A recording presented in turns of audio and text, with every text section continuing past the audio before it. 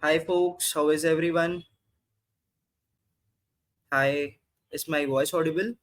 Guys, can you just put it in the chat? Yes or no? Okay, yes, yes, yes, yes. So, guys, how was the first session? Did you guys like the first session? Yes, best, great, very good. So, guys, I'm glad to say that we had over 700 submission of the assignment for the from the first session, and just hoping that you guys, kind of continue this good work. We only have three more after this whole session, 2 more weeks to go. So let's keep up with the consistency and yeah, let's start the session. So today we have a very important session on POSH, and Anusha will be taking it for us. So Anusha has more than 10 plus years of experience in the HR domain, and later on she went on to open her own company, which is now POSH Consultancy, named called as SafeSpaces. And yeah, she'll be continuing with today's session. And if you have any friends, if you have anyone who want to join these sessions, do add them in the group. People are free to be added in the group. And yeah, best of luck to you all. Just hoping that, guys, since we have extended a few 3 more days to submit the first assignment, requesting everybody, I want every single one of you to be part of these session and learn. And also the whole thing is for free, so I don't want any single of you to miss this chance. So let's get started with the session with Anusha. Over to you, Anusha.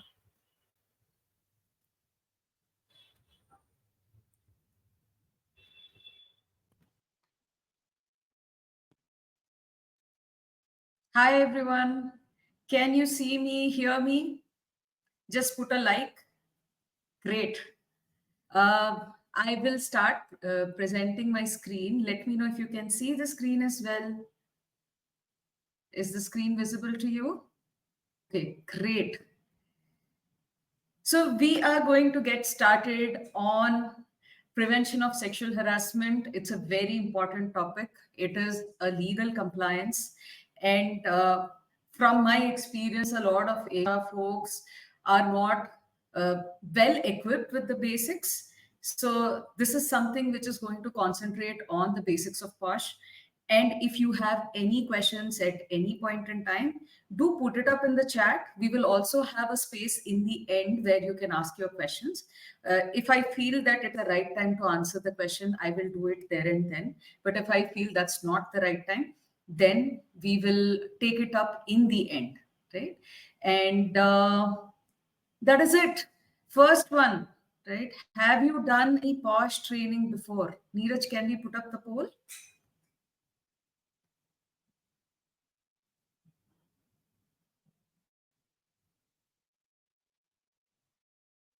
Please answer this poll because I want to know what is the kind of audience that we are dealing with.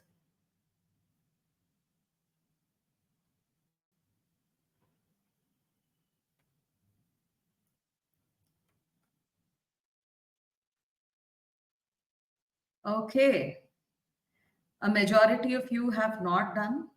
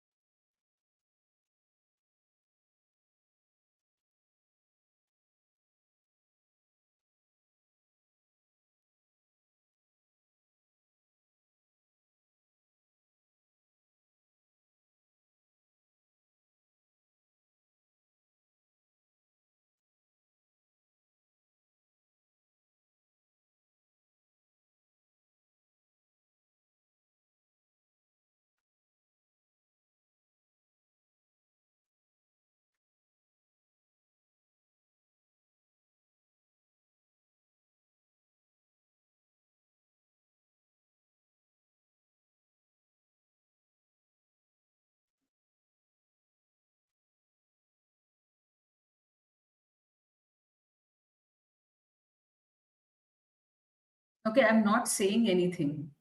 That's probably why it's not audible. Can you hear me now?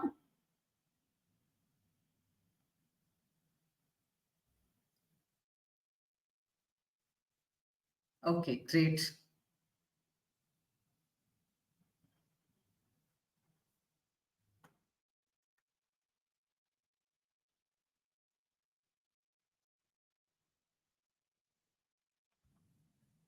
So we have a mixed audience, as I saw, around 43% who have never done a training before. Rest of you have done some kind of training.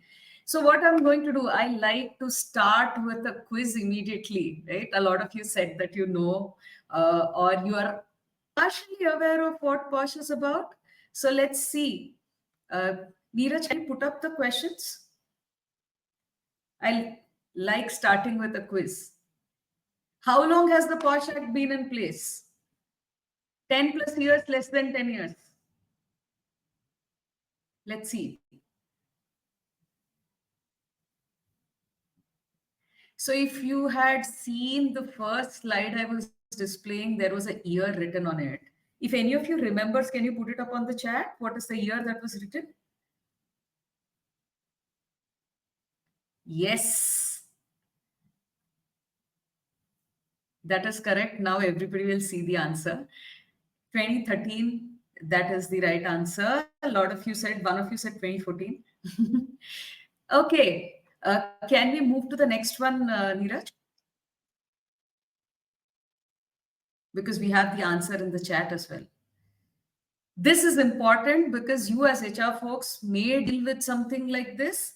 Can a woman who was in a consensual relationship with her colleague raise a POSH complaint against him? Yes or no?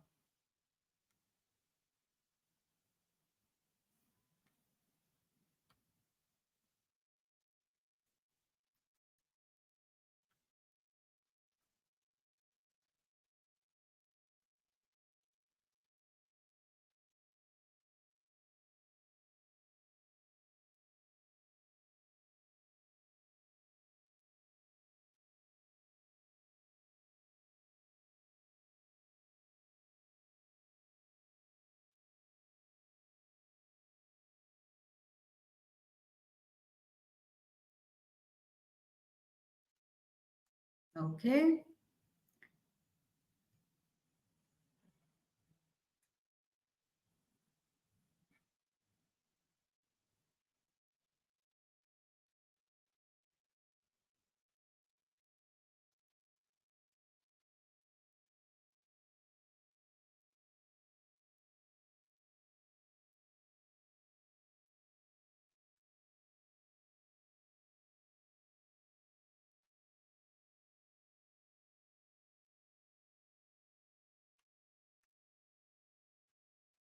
So I think the results are almost here. A majority of you have written yes. Some of you have written no. You're continuing to answer, but let me give you a short explanation. Some of you said that it was a previous relationship, it's not a current relationship. That's why she can make a POSH complaint. Please understand, even if she is in a current relationship, what you need to understand is consent is very specific. Uh, just because you're in a relationship doesn't mean you are consenting to everything. So consent is specific, it has a limited scope, and it is a point in time thing. So you may consent to something now, but you may not consent to it later, right? So the answer to that poll is yes, you can raise a POSH complaint even if you are in a relationship with the person. Next one. Neeraj, do we have the next question? This is important. The POSH Act has been created to protect women. So, can you make a POSH complaint against a woman? Yes or no?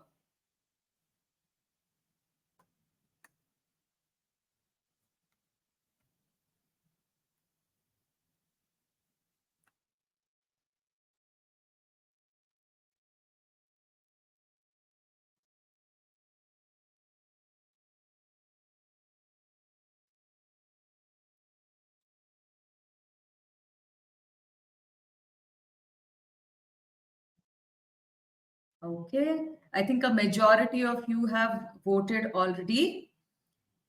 Yes. So the act is very clear on which gender can make a complaint, which is women, but it is silent on against which gender a complaint can be made. So yes, you can go ahead and make a POSH complaint against a woman. At this point in time, as HR folks, what I want to prompt you is that organizations are going above and beyond what the act mandates about covering only women, and they are opening up the policy to all genders. So they call it anti-sexual harassment policy or a gender inclusive POSH policy. But a lot of organizations are adopting that as a policy now, even though the act covers only women. Can we look at the next question?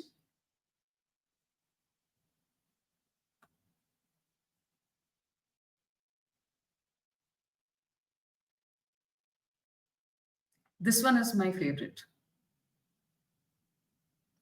What matters in a POSH case? Impact on the complainant. Second one is intent of the respondent. Respondent is the accused in this matter. Both matter equally.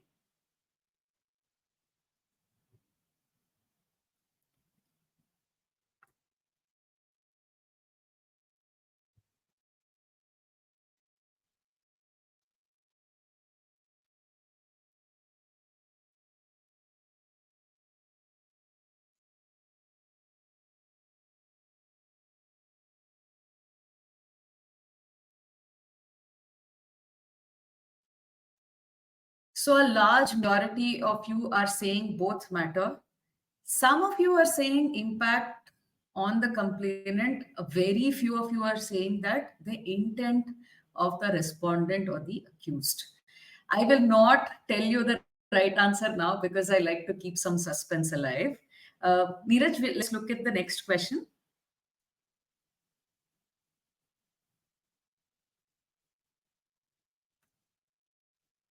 Is a conciliation or settlement possible for a POSH complaint?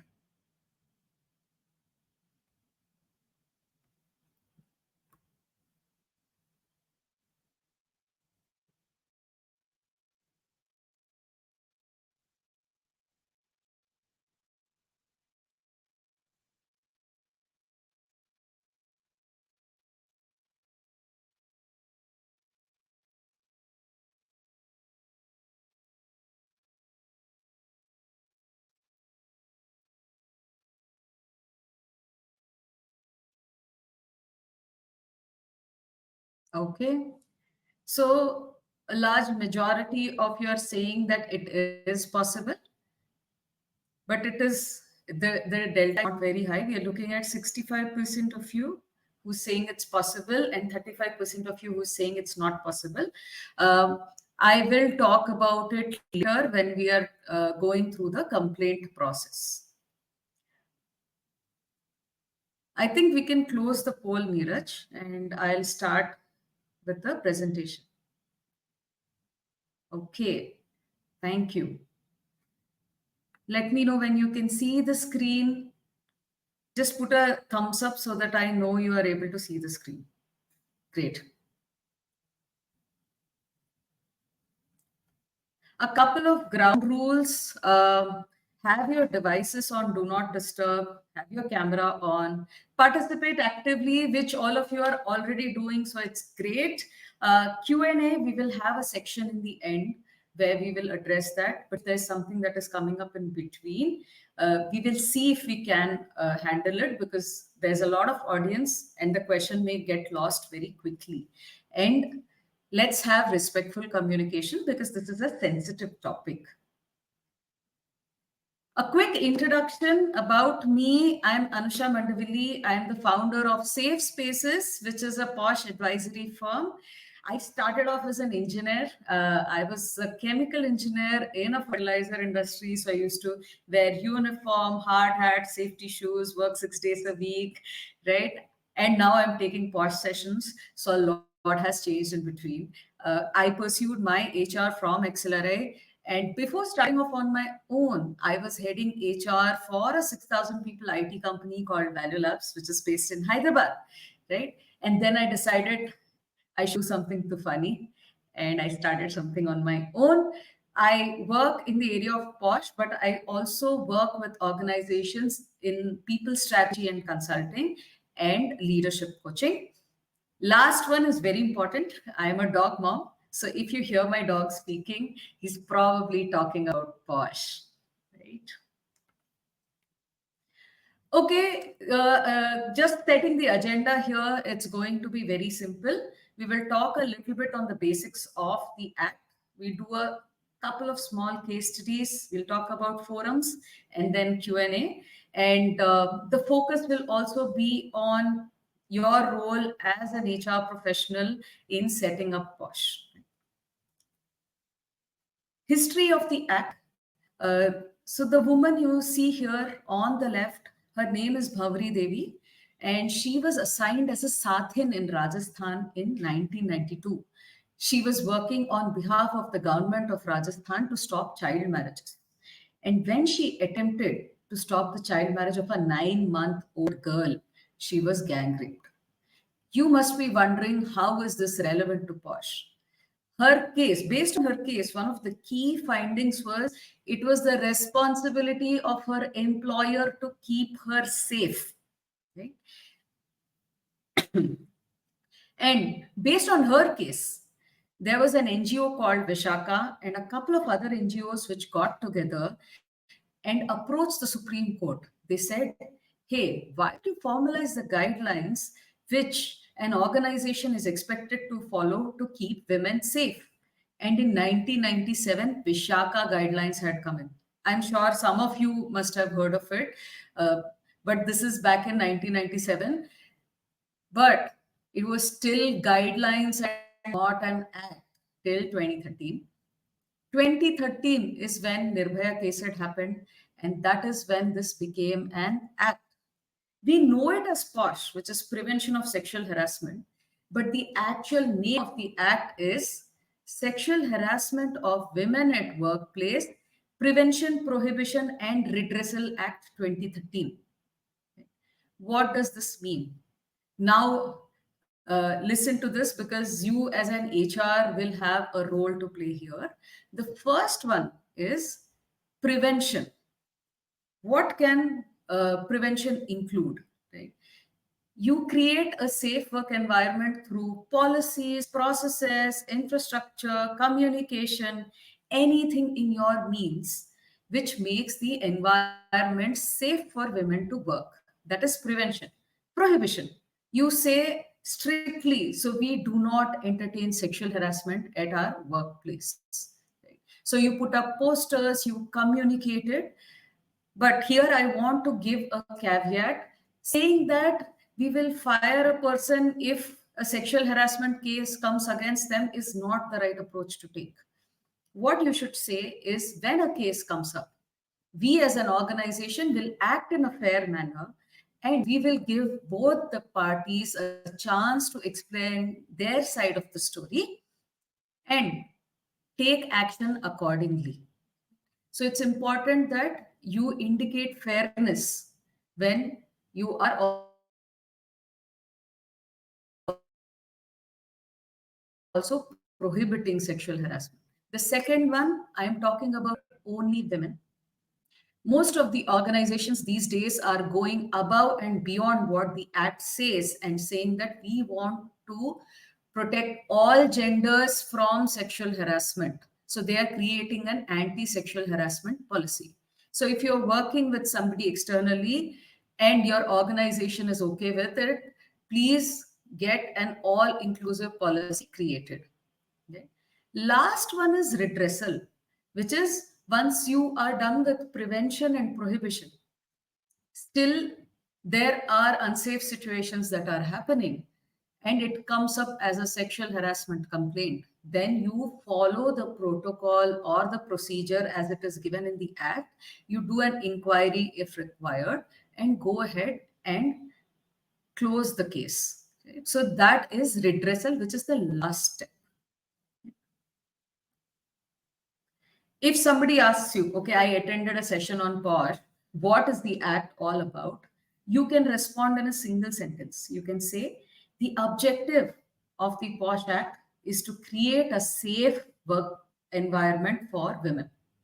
Simple. To create a safe environment for women at the workplace. Where is it applicable? It is applicable across the country. So, for places like the US, they do have state specific laws. But in India, there is a central law which is applicable across the country. It is applicable across different sectors. It doesn't matter whether you are a startup, you're in manufacturing, you are an HRMS provider. It doesn't matter. It's applicable to the entire country across sectors, independent of your size. So some of the compliances do kick in as soon as you have 10 employees or more, but it does apply to all organizations. Now I want you to think about this, which is highlighted in yellow. If you know the answer, you can put it up in the chat. That's not a problem. An organization, even if they don't have female employees, are expected to comply with the act. Now, why do you think that would be the case, considering this act has been created to protect women? Okay, I see yeses here. If any of you has an answer on why that would be the case, please do put it up in the chat. If you don't, anyway, I'm going to cover it. Yes, some of you are saying, Muskan, external clients. Yes, that's one part of it. Yes, clients, interns, bystanders. Shravana, absolutely. That is the correct answer. It is not just the employees that get covered. Your visitors, clients, bystanders, job seekers, contractors, interns, paid, unpaid. Bystander, you know what a bystander means? If somebody is just physically in your office space, not related to you by work at all or your organization, and they get sexually harassed, even they can make a POSH complaint. So now I want to take an example of a neighboring country. Don't want to take the name of the country. There, they only covered employees. They did not cover anybody else under POSH. Right? So a thread had become viral on X, where there is a woman who has shared screenshots of her WhatsApp chat. She had applied for a job, and she got a response saying, "Hey, why don't you come to this home address and do something extra to get this job?" So in that country, she could not raise it under POSH because that country does not cover anybody beyond employees. But in India, please understand, it's not just the employees, but much beyond. Okay.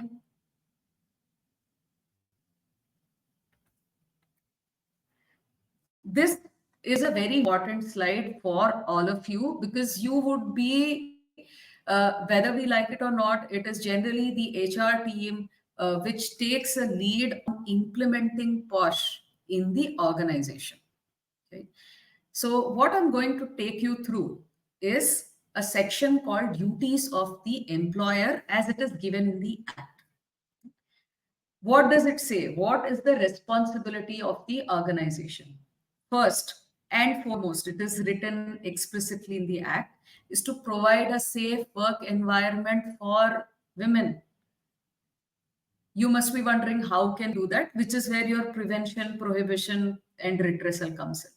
So if I'll give you an example from a movie industry where an organization had taken strict actions towards prevention of sexual harassment. So the movie industry, casting couch is a very common problem, and this is a casting company. So for those who do not understand casting couch, there a person is expected to give sexual favors in return for a role in some movie or some series for being cast there, and which is a very common practice in the movie industry. So what this casting company did, they set up a couple of ground rules saying that nobody can flout these rules. First one, they said, nobody can have official meetings outside of the office. One of the reasons this was very prevalent is Their official meetings used to happen in cafes or hotels in outside locations. So the CEO said nobody can have meetings outside of the office, no official meetings. That is first. Second, he said that you always need to have formal agreements for you to cast anybody. Earlier, they used to have a lot of informal understanding, and they would say that, okay, if you do these favors for me, that is when this role will continue, or I'll ensure your agreement is getting signed. So this is the second one. Third one, they said beyond say 10 or 10:30, they had set up a time. Do not send official messages to anybody. And what they did is, if anybody was not following these rules, they were taking strict action against them. So they're creating a safe environment proactively so that it does not even become a POSH complaint. Right? So that is the first one. Here, a caveat for all of you. Your responsibility is to invest in creating a safe environment, not restricting opportunities for people. For example, if you say that night shifts are not safe for women, this is just an example. Night shifts are not safe for women. You should not, you as an HR should not say, let's not have women in the night shifts. That's not the right approach. What you should do is work towards how can I make night shifts safer for women? Do a poll, do focus group discussions. In one of the organizations we were working with, what we realized is there are a lot of areas where the lighting is very low, where people feel unsafe. So it took very small measures like increasing the lighting in a couple of spaces, having a dedicated cab, or increasing the security for the overall shift and not just for women. So please understand, your role is to make it safer, not restrict someone's opportunities. Second, you're expected to display posters of POSH in English and local languages. As a lot of you mentioned, it's not just the employees who get covered. So your contractual staff, anybody who's visiting, they may or may not be aware of English. So your responsibility, have POSH posters in prominent locations in your office, where you also talk about what are the consequences, or you say zero tolerance, and where can somebody reach out to make a complaint. Third, create a POSH policy. You can, again, the act covers only women. So you as an organization can say that, yes, I want to start with covering only women, and then move ahead and protect all genders. But these days, as a best practice, most organizations are adopting an anti-sexual harassment policy covering all genders. Constituting an internal committee. I will talk about this in detail later, but this is mandatory. Please do have an external member as well. And your external member need not be from an NGO. That is one of the biggest myth in this industry. Need not be from an NGO. Somebody who has a working knowledge of labor laws is good enough. You need not even necessarily need a lawyer. Okay? But we will go into the details of constituting an IC later. Trainings which are mandatory. Employee awareness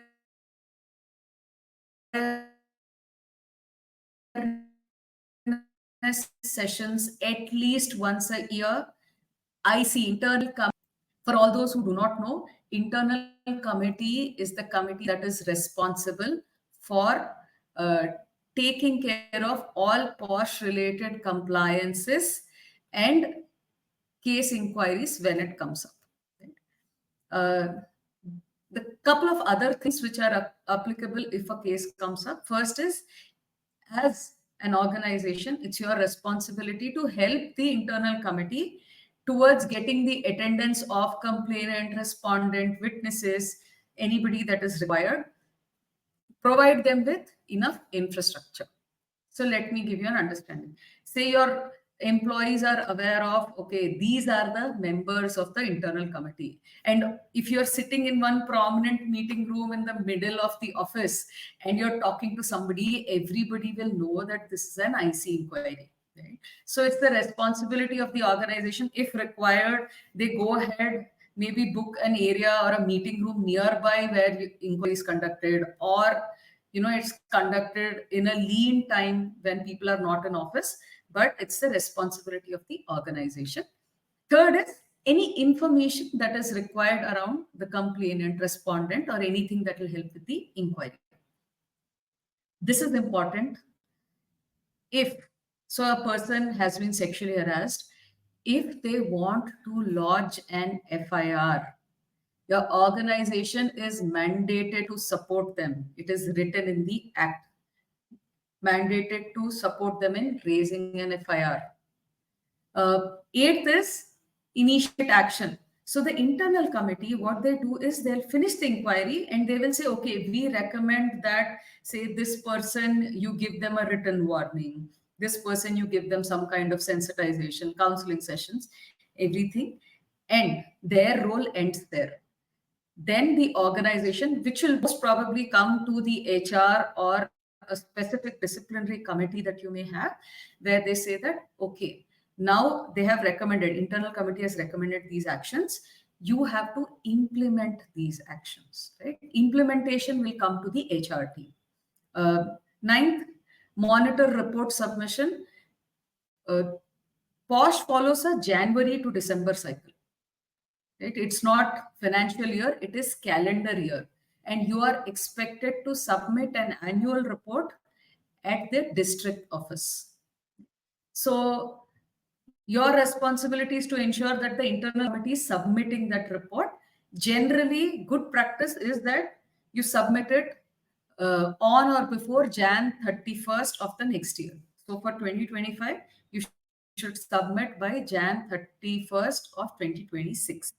And last one, if your organization has a board, right, a board of directors, then you have to pass a board resolution saying, this is my internal committee and they are responsible for taking care of anything related to POSH.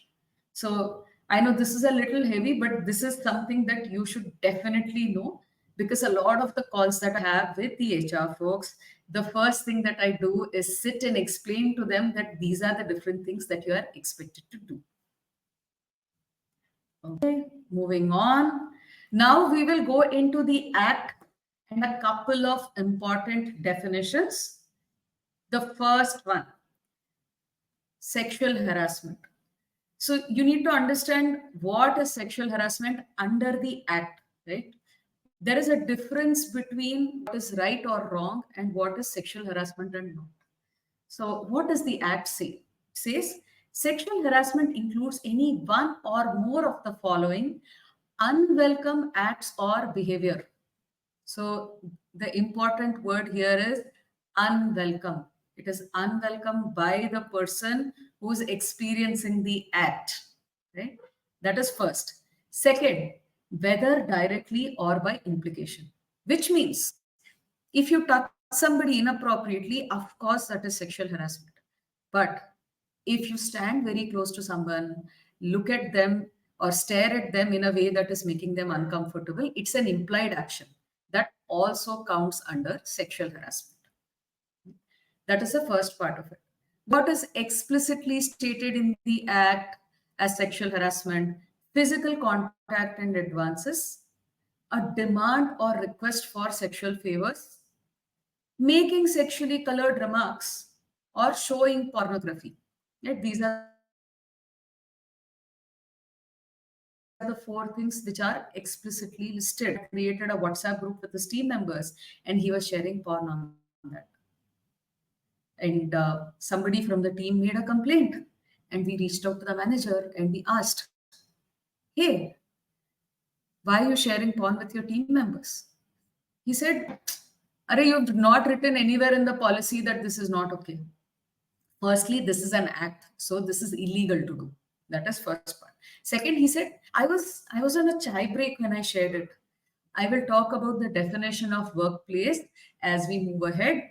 So we told him that what he did was actually not okay under the act. Right? Last one.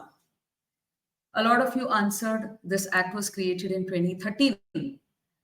And it has been, what, 12 years now since it was created? So they could not have accounted for a COVID or a work from home or hybrid workplace, or now generative AI and what it is capable of. So what they did is they made this fifth statement, which is an all-encompassing statement. What it says is sexual harassment also includes any other unwelcome, again unwelcome, physical, verbal, or non-verbal conduct of sexual nature. What I'm going to do is give you a couple of examples of what may count, right? It's not an exhaustive list, it's an indicative list. Let's look at it. Right? What all gets included? Calling somebody hunk, darling, mal, item, babe, or any endearing terms. So I was working with a supply chain company, and I said, so they asked me, Anusha, but we use mal and item on a regular basis. I said, don't use it for human beings, and you should be okay. The second one, right? There was a High Court case in Kolkata in 2024 where they said calling strangers darling is not okay. Right? So that is one. Second, spreading rumors about someone's sex life is also considered as sexual harassment. So even if you are not involved in the act, but you are spreading rumors around it, this could also count as sexual harassment. For example, if you say, hey, she got that promotion because she's in a relationship with the boss. If you say that, you may attract a sexual harassment complaint. Third, cyber stalking. And this is very common in the current day and age, where all of us are hyper connected, not just through, say, a formal channel like Slack, but we are connected through LinkedIn. We are connected, all of you are sharing your LinkedIn profiles here, connected through LinkedIn, uh, Instagram, Facebook, I think, is now out of the way, but multiple social media channels. Gift exchange. If you're giving very personal or sexually suggestive gifts, it's also not okay. Embarrassing film songs. We live in a country of embarrassing film songs, right? So if you are singing it for somebody or you're playing it, which is making somebody really uncomfortable, avoid it. In fact, there was a recent case by there was a recent case where one of the leaders was taking a training, and there was a new joiner who had long hair. So he sang a song for her called Ye Reshmi Zulfe. I'm sure most of you will not be aware of it. Even I had to go to YouTube and check the song. And she felt uncomfortable and she raised a POSH complaint. The committee found him guilty. He challenged that. And then he took them to the tribunal. Tribunal also said he's guilty. He took them to the High Court. And the High Court said because the song was about the hair length, he is not guilty. My request is do not go through that whole process. Avoid singing such songs for people at the workplace. Sexist pictures and messages. This is not explicitly stated in our act, but it is generally there in the international law. A couple of countries do talk about it, that sexist pictures and messages could also count as sexual harassment. Physical actions like standing too close, blocking someone's path, staring at them, all of these could also count as sexual harassment. Last one, as HR, you will deal with this very commonly, trust me, is somebody asking someone out at the workplace repeatedly. This could count as sexual harassment, and it's one of the top complaints that we receive. Okay. Question for this group is, do you think it is okay to hug somebody at the workplace? Yes, or no? Any thoughts? Is it okay to hug somebody at the workplace? Yes, no?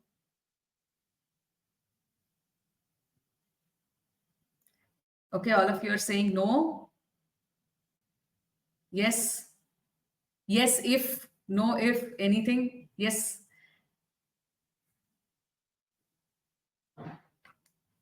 Yes, if consensual.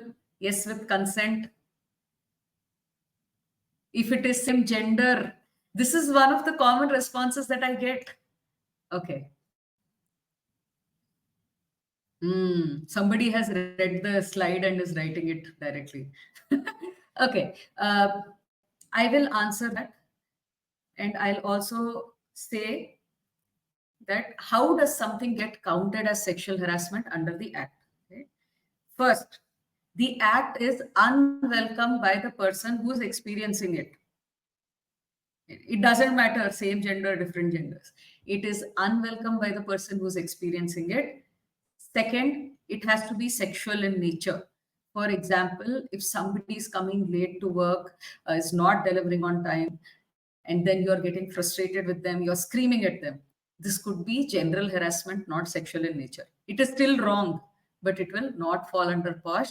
It will go to maybe HR or grievance redressal committee. Third, it is subjective. For example, if someone makes a comment, "Hey, Anusha, this lipstick is suiting you a lot." Right? Someone says that. I may think, "Array, this is too personal. I'm not liking this. This is crossing a boundary." Then I may make a sexual harassment complaint. But if I feel that, hey, this is so fashion forward, thank you for noticing, right? This is a new shade that I just purchased. So it could be anything. It depends on the experience of the person who's on the receiving end of the act. And the answer to the question that we asked in the beginning, what matters in a POSH case? Impact, intent, or both?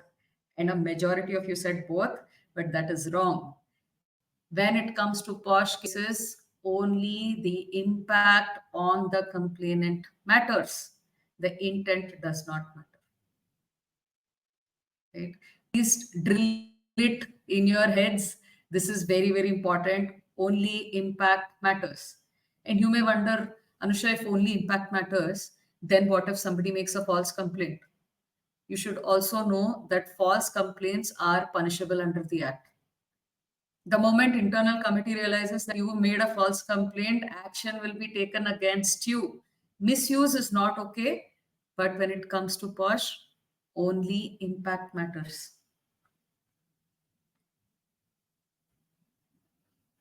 Okay. So, answering the question, are hugs okay at the workplace? It depends. And a couple of you said it correctly, with consent. Say you are celebrating, so you achieved a critical milestone, all of you are in a group, and it was amazing, right? You thought it was not possible, it happened, and you want to go and hug a colleague. The best thing you can do is, "Hey, I want to hug you. Is it okay?" Ask them. If they say no, respect that boundary. That's it. It's as simple as that. Hugs are okay as long as both of you are okay with it. They are not okay if the other person is not okay. It is as simple as that.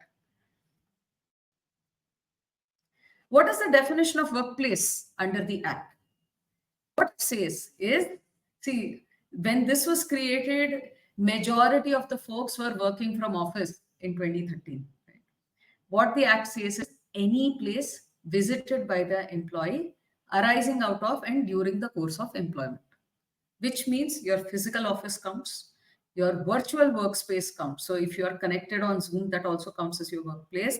If you have a group chat in WhatsApp, which is work related, that will also count. Third one, office sponsored transportation. Fourth, if you are traveling for work, you're going to a vendor's place or a client's place, you are working out of it, that also counts. Last one, important, especially because you're in HR, you should know this, is any office sponsored parties and outings also count as the workplace. But if a couple of you feel that, hey, this partying was not enough, let's have an after party. And if something happens there, that may not fall under the purview of POSH. Right? So please understand, POSH operates under specific technicalities and legalities. Anything outside of that, even if it is wrong, may not be taken up by the internal committee. It may have to be taken up by, say, the HR HR team or the disciplinary committee or a grievance redressal committee, it will not come under POSH.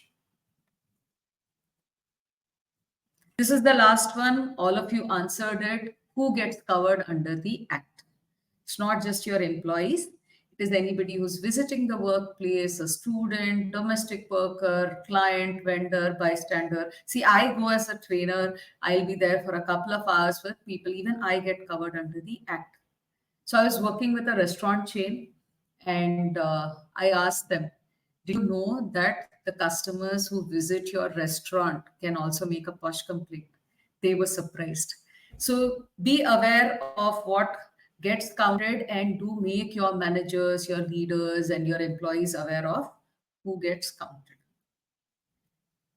This is last in terms of the concept, which is sexual harassment forms. There are two forms of sexual harassment, which is first is quid pro quo, the second is hostile work environment. So, quid pro quo, there is an exchange involved. This for that.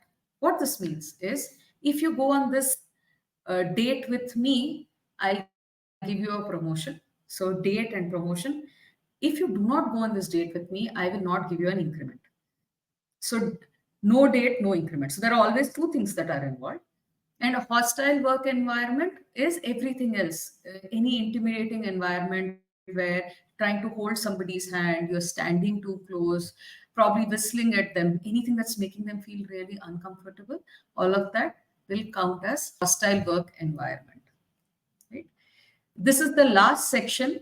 A couple of things you should be aware of in terms of the complaint process.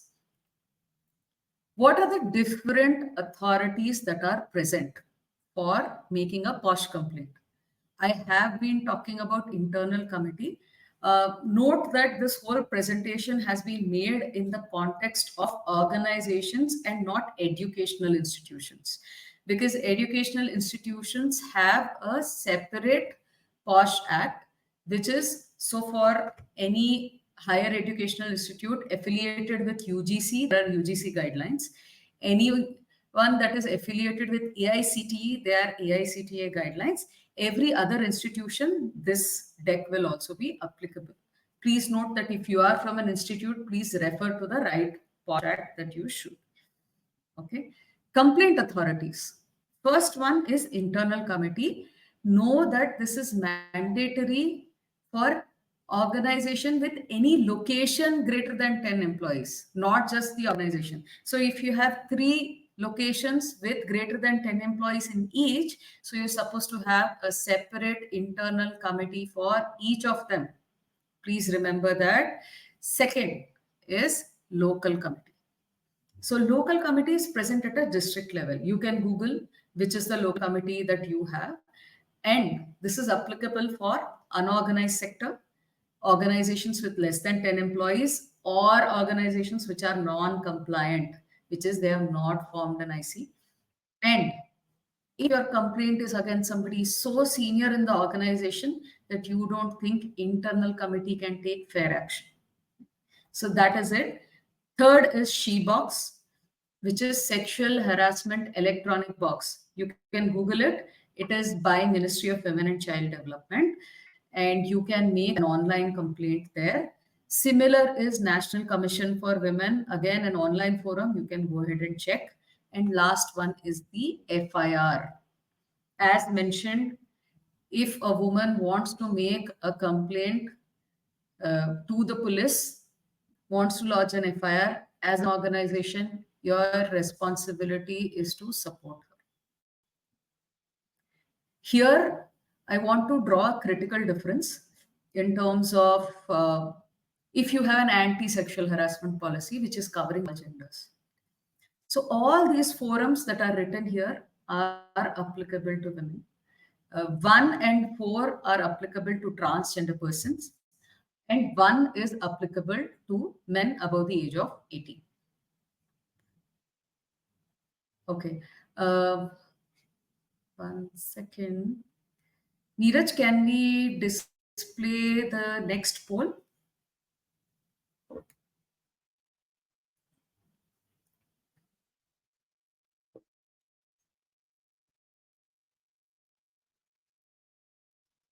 The question is, can anyone make an anonymous POSH complaint?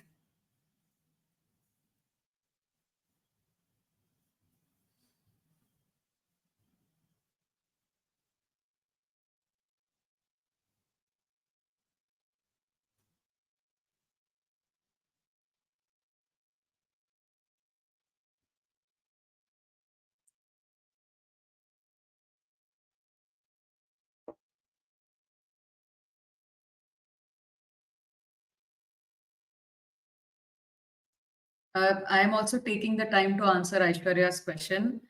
Independent of where an employee is working from, as long as they're employed with you, it is important that you give them the POSH training.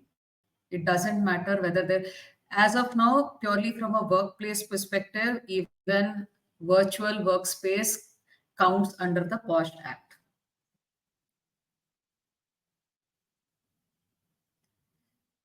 The second part where you're saying using loose terms, will it come count as sexual harassment? It depends, right? Are you giving, are you using terminology which you should not, where I don't want to take what you're talking about, but it depends on what you are saying and how the other person is feeling about it, right? So if you're calling somebody a donkey, right, that may not count as sexual harassment. But if the content is a lot more, let me leave the blank there, then it's possible it could be sexual harassment. And to the poll question, all of you, a lot of you said anonymous complaints are okay under the POSH Act. They are not. So POSH follows principles of natural justice, which means it gives both the complainant and the respondent an equal opportunity to present their side of the story. The moment it becomes an anonymous complaint, it is not fair to the respondent, which is why anonymous complaints are not entertained under the POSH Act. Having said that, the reason somebody is trying to be anonymous is probably because they are scared. So you as an HR have to figure out and understand why they are choosing to be anonymous and support them, but not under POSH. You cannot take it up under POSH. The reason for that also is both the complainant and the respondent, right? Both of them can take the organization to court if they are not happy with the proceedings. So if you take up a complaint which you should not, or if someone believes that they were not treated fairly, they will take the organization to court. So no anonymous complaints. Next question, please. So any organization with less than 10 employees can go to the local committee, can go to the she box, can go to National Commission for Women, lodge an FIR. Go ahead, Neeraj.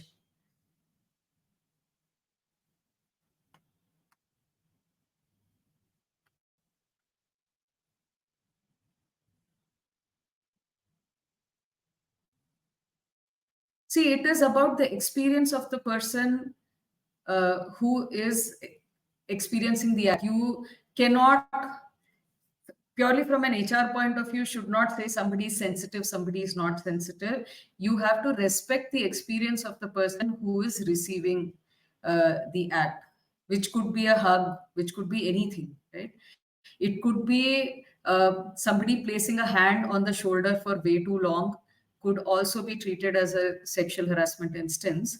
So you cannot, as an HR person, as internal committee, you are not there to judge people. You are there to listen and enable them.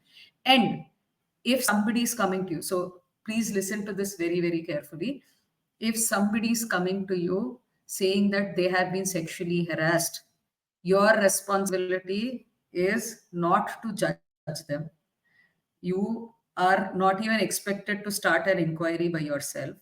Your only responsibility there is to redirect them to the internal committee. That's it. Let the internal committee do their job. Internal committee has powers as vested in a civil court. You as an HR professional don't have it. Do not do not scream at people people, do not reprimand, do not try to do the inquiry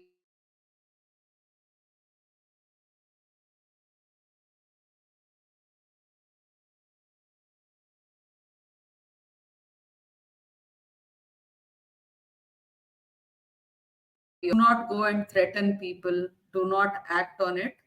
The best thing to do is redirect them to the internal committee.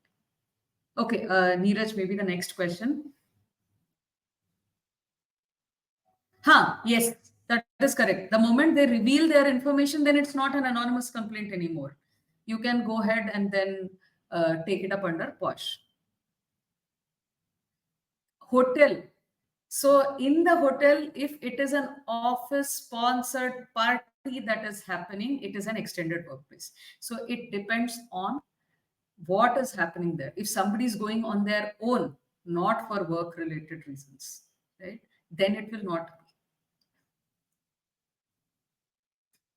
Yeah, see, if people are sending porn to each other and nobody is making a POSH complaint, it is not my problem.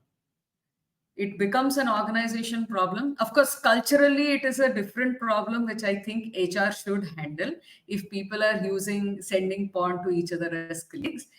But please understand that the moment it becomes a POSH complaint, then it becomes an organization problem for me. Okay. I think there are so questions. If we can stop it for now, let's go ahead and take them in the end because I want to cover a few important topics. And then in the end, we will have a couple of minutes to answer all your questions, right? So, Neeraj, we had a couple more questions in the poll.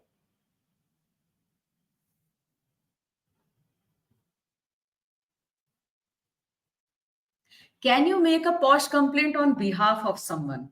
Yes or no?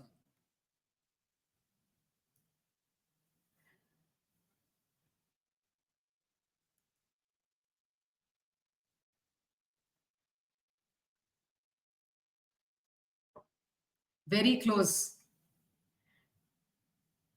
Now I'm curious to see where it goes.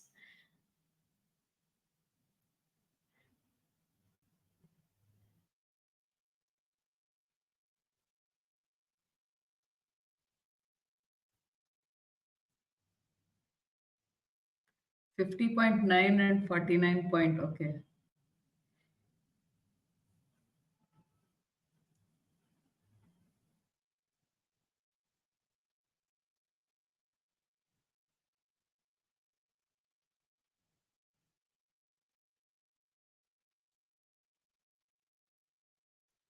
Okay.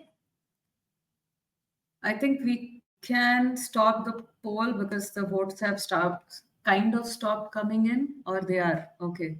52 and 47. Very, very close. Okay. Let me respond to this now. You can make a POSH complaint on behalf of someone with their express written consent. That is first. You can make, but you need the consent of the person on behalf of whom you are making the complaint. Second part of it, there are a couple of conditions that are listed in the act where it says if somebody is physically or mentally incapacitated or has passed away. These are some of the conditions under which you can make a complaint on behalf of someone. They have not very clearly defined what is physically or mentally incapacitated, but that is what is given in the Act. Okay, let's move to the next question, please.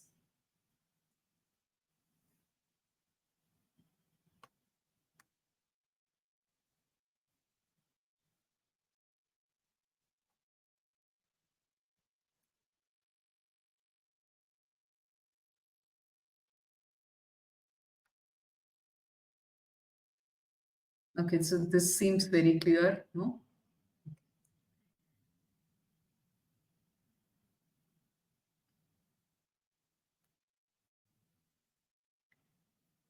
Sandhya, I will be answering your question shortly when we are going through the process. There is no concept of informal complaint, but there is a concept of informal uh, informal handling of the whole process in terms of, say, a conciliation or a settlement. See, internal committee has powers as vested in a civil court, so they will not be able to take anything that is informal. As an HR, you might want to handle it, but POSH is very clear on its boundaries. Okay, all of you are clear. That is the right answer. Yes, you can make a POSH complaint against your client. Okay, let's go back to the presentation. We have finished this. This is important for all of you because most of the times it is the HR team that is working towards building the internal committee. What is the composition of the internal committee? First, there has to be a presiding officer who's a senior female employee of the organization. If you have multiple locations and there is only one senior female employee, it is okay for that person to be the presiding officer across different locations. So there is no restriction on sharing members across different locations within the same company. Have and note that this person is mandatory in any inquiry that happens. No inquiry can happen without the presiding officer. So this is first. Second, a minimum of two members from the company. Preferably somebody who is senior enough that they senior enough and somebody who acts in a fair manner. So think about it, close your eyes, and then you think of those people to whom you would be comfortable making a POSH complaint and know that they will do justice, right? And they'll not be biased, they'll do justice. Third is an external member. An external member can be from an NGO, not necessarily from an NGO, can be from a legal background, not necessarily from a legal background, who again is committed to the cause of women and is familiar with sexual harassment. So I sit as an external member for a lot of organizations like Great Place to Work, Zing HR, so you'll be aware of these. So do have an external member who brings the right expertise. As much as you train your internal committee, practically, it is the external member who drives a lot of the inquiries that do happen. Right? Okay. And remember, in the internal committee, a minimum of 50% have to be women. Minimum 50%. More than that is also okay. Complaint process. Okay? You need to get a written complaint. Verbal complaints are not okay under the Act. Written complaint, it then gets validated. So, is it sexual harassment? Did it happen in the workplace? Can this person be counted as aggrieved person? Those definitions will go and then it gets validated as POSH or not. So even if it is validated as not POSH, you have to close the loop with them by saying this does not fall under POSH for these reasons, which is why we will not be taking it under POSH. Right? Once it is validated, there are two ways to process this information. First is informal. Second is formal. So informal is conciliation. Informal can only be requested by the complainant. You as an organization, as HR, or as the accused, you cannot go and say, let us settle this matter. That is not okay. Conciliation or settlement can be initiated only by the complainant, where they put some terms and conditions saying that, okay, I want a written apology, I want this, I want that. Respondent agrees to it, it gets closed as a settlement. That is first. If it does not get closed there or the complainant does not want to take it up informally, it goes as a formal inquiry.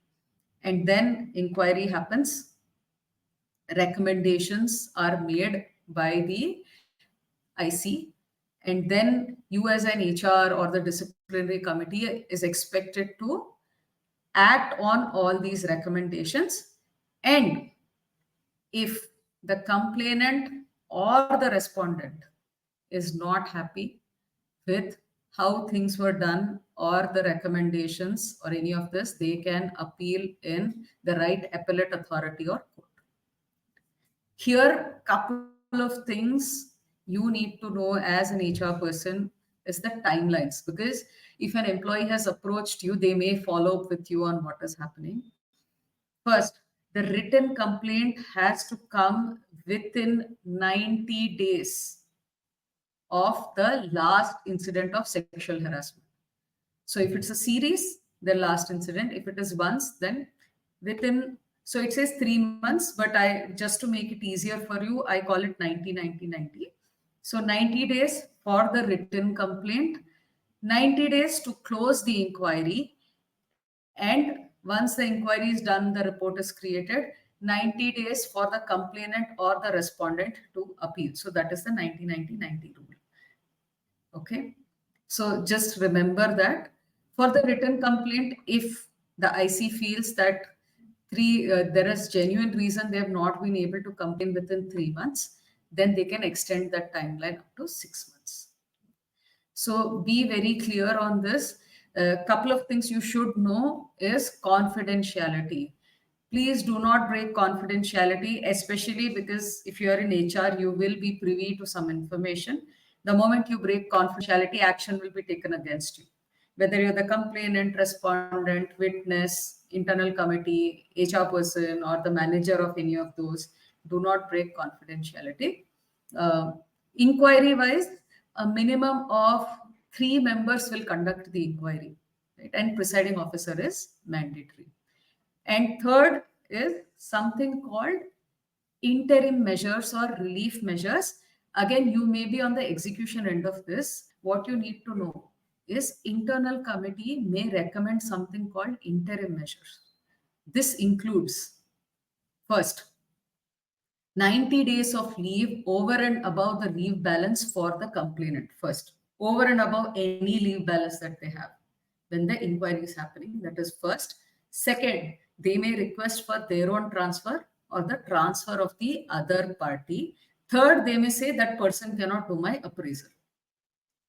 So these are three things which are given in the act, but the committee can go above and beyond also and say that, hey, I want to take further action. For example, we had one case where the respondent was aware of the complainant's home address, right? And she felt unsafe. So the internal committee said, we need to arrange for a separate accommodation for the complainant along with additional security, and that was taken care of. Right? So IC can go ahead and say that, or say that this person requires counseling or therapy, right? At that point in time, arranging all that also becomes an HR problem. So remember, that is something that they can do. So purely from a timelines point of view, feel free to screenshot this. This is very important. Uh, I will also give you 2-3 things that I want to highlight here. When a complaint is made, it has to be a written complaint that has come within 3 months.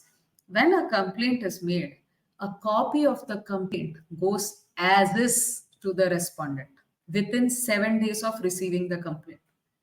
And the respondent has 10 days to come back with their response. So this whole process is designed to be fair to both the parties. The internal committee is expected to listen to both the parties, right? So they have 10 days. Every other timeline I have spoken about. The other thing you need to know is once the recommendations have been given by the IC, they submit a report and they give recommendations. The organization, which will mostly be the HR team, has only 60 days to implement all the recommendations that have been made. So this is the last slide we'll be looking at. What happens if somebody is found guilty? What is the different kind of actions that can be taken?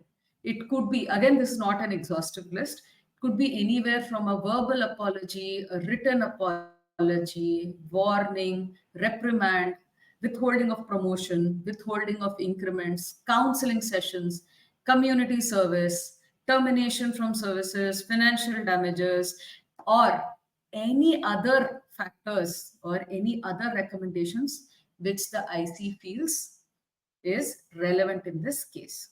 Okay. Just want to leave you with one last thought where how can a case get concluded? What are the different possibilities? First, inconclusive because there's not enough information. IC can say, I have looked at the case, but I don't have enough information to make any valid conclusion. Second, they may say concluded not guilty. Third, they may say concluded guilty. Fourth, they may say concluded false complaint. Right? So these are the four possible outcomes. That is it. With this, I want to stop the presentation. And okay, now I am open to questions.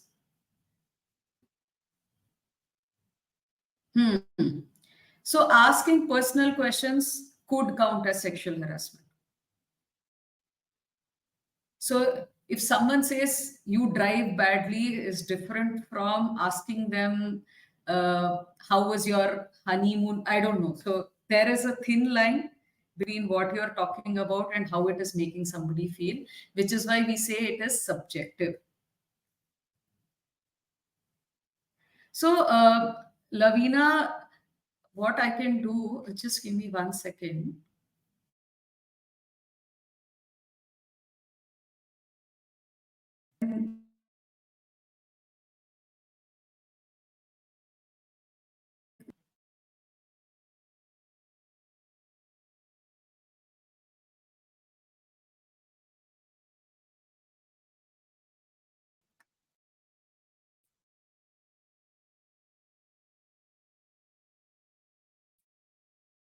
You can go to resources here and you will find the POSH Act. You will find a handbook which is there for you to refer to. And there is a separate call out for duties of the employer as well. So you just read through it and that will be helpful for you.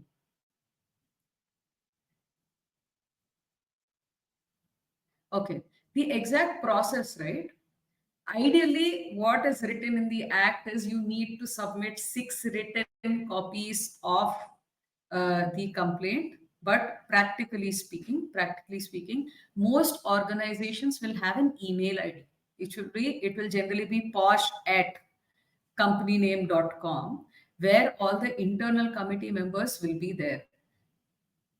The other way to do it is if you do not want to create that ID, you are expected to display the contact details of all the IC members, and the employee can approach any of the IC members they feel comfortable talking to, and then the IC member can work with them, get a written complaint created, and then start the whole process. After that, it's up to the internal committee. You train your internal committee. It is mandatory. They will know the legalities of it. They are supposed to have an understanding of the POSH Act, the POSH rules, what are the different timelines, what are the different procedures. Most organizations put their internal committee through a full day to a 2-day training where they learn everything from what protocol to follow, how to write a report, what to document, what to do, what not to do, right? So it's a much deeper process and it takes anywhere between 1 to 2 days to train people as well. Do we have anything? Yes. So if you're spreading rumors, see the act again is silent about against whom the complaint can be made, which means that yes, same-sex harassment, sexual harassment, same-sex sexual harassment is also there under the act. As an organization, if you're covering beyond women, right, you're covering all genders, you can explicitly call it out as well. So you can make an explicit call out that it is not necessary that the sexual harassment has to come from another gender. This is borderline. This is borderline. Some organizations, so again, repeating the question, if in an interview, if the interviewer asks personal questions regarding marriage from the candidate, is it under POSH? Again, the organization may or may not, again, organizations take a call whether they want to take it up under POSH or not. Some organizations, what they will do is they will say that, hey, we understand that this is wrong, but we don't want to take it up under POSH, but we have warned the manager and we've created a protocol so that this does not happen again. But some organizations will actually go ahead and take it up under POSH. So it is the discretion of the organization as well. So it depends on whether they want to do it or not, because this is a very borderline case of POSH.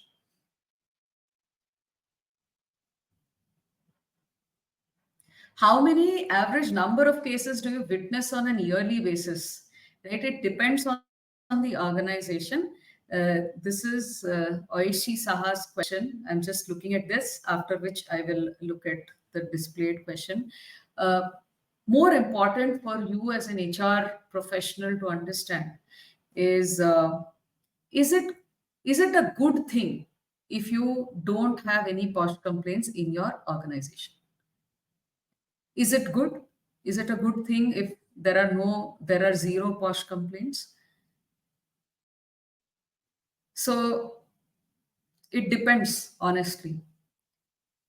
Is your organization truly safe, or are people so afraid of complaining that they will either face retaliation or they are sure that no action will be taken? That's why they're not making a complaint.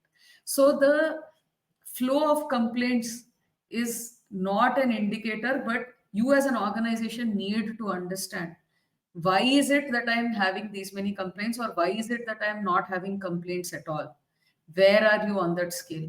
There are a lot of organizations which either include questions on it, they either run an anonymous survey through a third party, or they will include questions in their employee survey where they're trying to understand if people truly feel safe in the organization, right? So the flow of complaints is different in different organizations. Sorry. So the act says that the internal committee is expected to meet regularly. Uh, what I recommend is it's good for them to meet quarterly.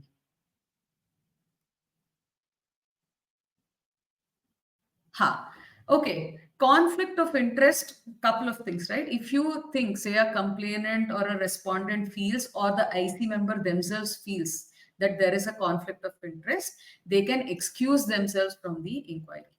Okay? Because you only need 3 members to conduct inquiry, and your internal committee will be a minimum of 4 members. Most organizations create like 5 or 6 members. They will have them trained as well, so that if a conflict of interest arises, then the IC member can excuse themselves.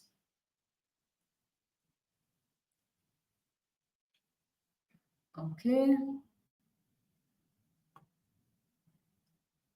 Okay, this is a good question. If we don't have any proof, what should we do? Uh, Trust me, 90% of the cases is a very one-to-one kind of instance. It will be a very he said, she said kind of situation. You may not have proof, but you can still make a POSH complaint. There is a concept called preponderance of probability. What this means is that if the internal committee feels that this is a high probability event, they can still go ahead and recommend some actions, because you may not be in a position to give hard proof. And I've handled such cases where the probability also got established during the conversation, not just with the employee, but multiple other people, where instances had come up from previous scenarios as well, where something like this happened or a boundary was crossed. Then IC concluded that this is a high probability event.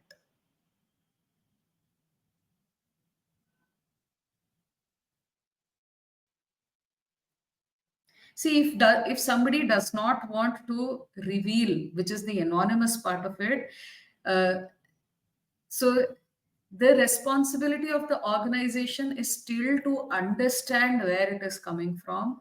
It will not be taken up under POSH, right?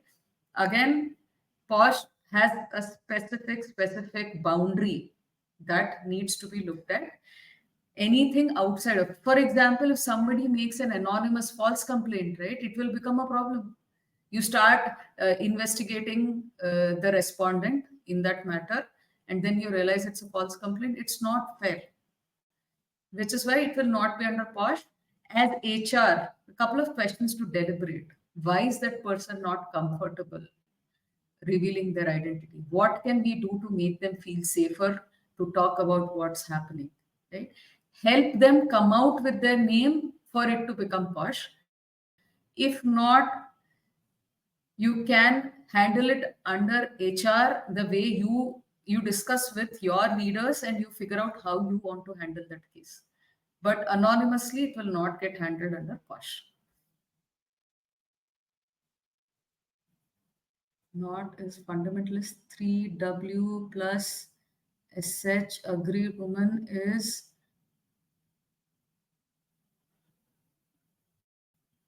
I didn't understand this question. What I understand that case is under or not is fundamental. What is 3W plus SH? Okay, I didn't understand this question. Ajay, if you can explain it a little more.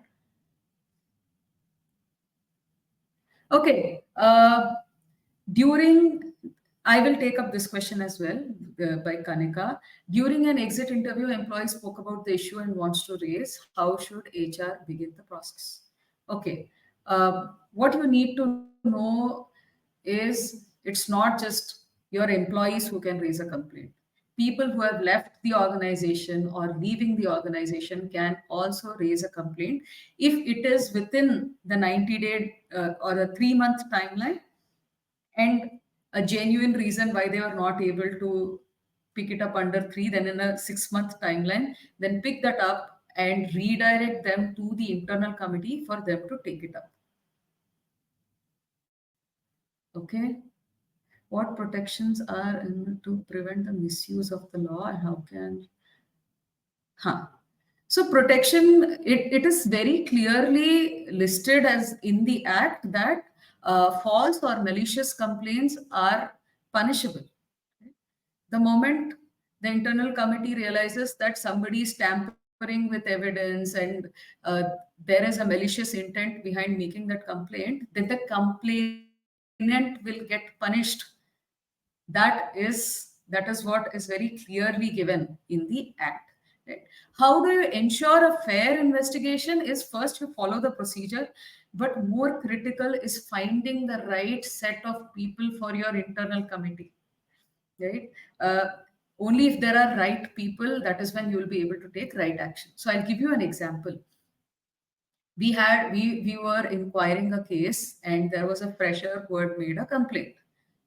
And one of the IC members, I was the external member, one of the IC members started asking, hey, did you discuss this case with your parents? So I had to stop him there and then. And I said, why are you asking this question? This is not relevant to the case. Then he said that, hey, see, she's young. If she was serious, she would have discussed it with her parents. Right? So when you're forming the internal committee, you need people who understand the act very well and who also understand the do's and don'ts of the inquiry. You're not expected to ask questions which are not relevant. You're also not expected to do any character judgment or moral policing. Right? You're expected to treat the case as is, understand what data points are there, what data points are missing, what will help you conclude the case. Anything beyond that. We had another case where someone started asking, where do you live? How many children do you have? No, it's a strict no. Please choose your IC wisely. They are the ones who will conduct a fair inquiry. Right? But as of now, the internal committee is not protected from retaliation from the organization. For example, if you say that there is a high performer against whom there's a sexual harassment complaint, and there is a lot of pressure from the organization not to take action. So internal committee faces such pressure. Right? right? But they went ahead and recommended that you either terminate that person's employment or stop their increments. Then the internal committee may also face retaliation, right? Organization is expected to take that action. They took that action, but they are angry with the IC members, so they may actually take it out on them. There is an ongoing public interest litigation around this topic, but there is no conclusion around it yet. See, if it is not resolved within 3 months, that is not really an option because you are bound by that 3 months. If you are not able to do it, firstly, it's important that you document it, but know that you may get challenged either by the complainant or the respondent or both in court because you're expected to follow that timeline. Is Aniket the only one who's feeling that my voice is breaking, or is that a problem for others as well?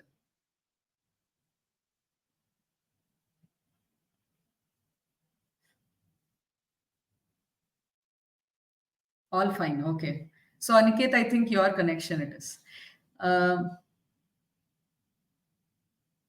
agreed, woman. There should be working relation with respondent. It should be workplace. Okay. You can go to the IC. See, if you can go to your IC, right? What is the question here? You can go to your internal committee. I had made the differentiation between when you can go to the internal committee, when you can go to the local committee.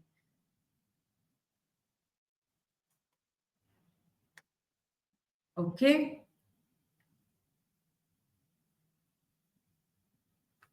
Yes. So now, right now, with a lot of work from home coming in, there are organizations which operate almost virtually. Then inquiries are happening now online.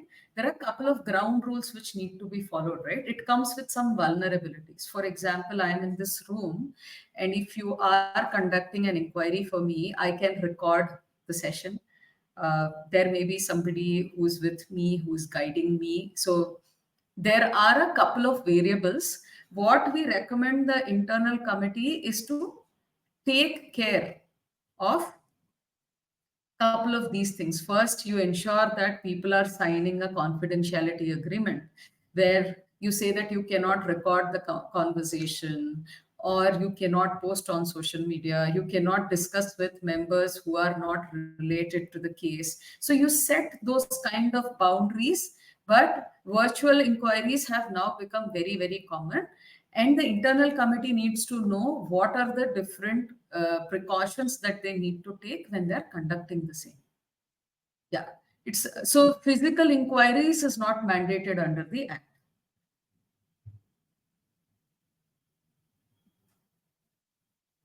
So Deepa's question is what I'm answering. I had put up a link. So you can go to the resources section under our Safe Spaces page. There you will have, depending on what is the purview that you're looking at. If you want to work with corporates, then you look at POSH Act, which is Sexual Harassment of Women at Workplace, Prevention, Prohibition and Redressal Act 2013, and POSH rules. Right? Both these documents are available. Second, if you want to work with higher educational institutes, depending on their affiliation, you look at UGC guidelines or AICTE guidelines. Again, these are present in the resources. So please do that. Apart from that, do follow news articles around POSH because the act is very small and there has been a lot of ongoing interpretation around it. So it's important that you look at what are the existing case laws around it. And you can follow some of these law news that comes up like live law, where you can look at what is happening under POSH. So that is a good way to get started. Another way that you want to, if you want to become an external member or a trainer, you can look at any train the trainer programs or internal committee certification programs, which will help you build a career in this space as well. Okay, we have We are at 12:29. I have been reminded. If someone witnesses, okay, if is it still harassment if someone's behavior is inappropriate, but the boss overlooks it because absolutely. It is about your perception, right? If you feel it is sexual harassment, go ahead and make a complaint. It doesn't matter what your manager or boss feels. Okay. I know a couple of interesting questions coming up, but we are at the end of our time. Thank you. Thank you for engaging very, very actively. Over to you, Neeraj. Thank you, Anusha, for all the great insights, and I believe our audience enjoyed the session as well. By the way, guys, please vote of thanks for Anusha for giving this brilliant session. You can shower your thank yous in the chat box, and two sessions. Thank you, Anusha. And guys, please Thank you. complete Thank the you so assignment. much. Yeah, and Anusha has also done a course with us, which is again on POSH and available on Keka Academy, which will be sent as an assignment right after this whole session is over. So please look at your WhatsApp, have a alert on your emails, and also please join the group. And we are very sorry if there was any inconvenience joining this session, but hopefully we'll kind of send the link earlier from next time, and you guys can join in. And yeah, thank you, Anusha. Thank you. Thank you. Have a great weekend. Bye.